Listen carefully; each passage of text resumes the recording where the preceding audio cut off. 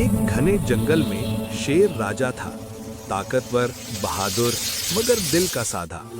جنگل کے تمام جانور اس سے ڈرتے بھی تھے اور عزت بھی کرتے تھے۔ شیر کا ایک خاص درباری تھا، دمنا نام کا گیدڑ، جو عقل مند کم اور چالاک زیادہ تھا۔ دمنا کو طاقت کا بہت شوق تھا۔ ایک دن جنگل میں بیل آ گیا۔ وہ بھولا، سچا اور محنتی تھا۔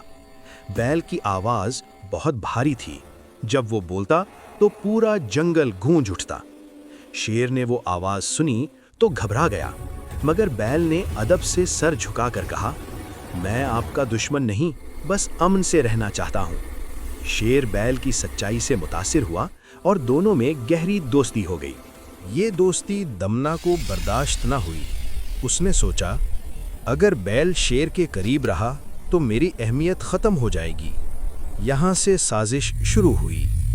دمنا پہلے شیر کے پاس گیا اور بولا، اے جنگل کے بادشاہ، بیل بظاہر سادہ ہے مگر دل میں تخت چاہتا ہے۔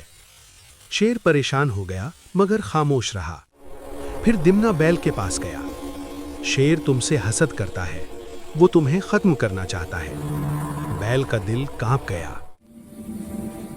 آہستہ آہستہ دوستی میں شک آ گیا۔ نہ شیر سچ پوچھتا، نہ بیل وضاحت دیتا۔ خاموشی بڑھتی گئی اور دمنا مسکراتا رہا۔ ایک دن دمنا نے شیر کو بھڑکا دیا، اگر آج فیصلہ نہ کیا تو کل دیر ہو جائے گی۔ غصے میں اندھے شیر نے بیل پر حملہ کر دیا۔ بیل نے آخری سانس میں کہا، میں نے کبھی دھوکہ نہیں دیا، اور وہ گر پڑا۔ کچھ دن بعد شیر کو حقیقت معلوم ہوئی۔ اس کا دل کانپ اٹھا۔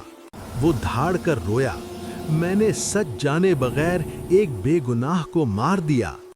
دمنا کی سازش کھل گئی۔ جنگل نے اسے نکال دیا۔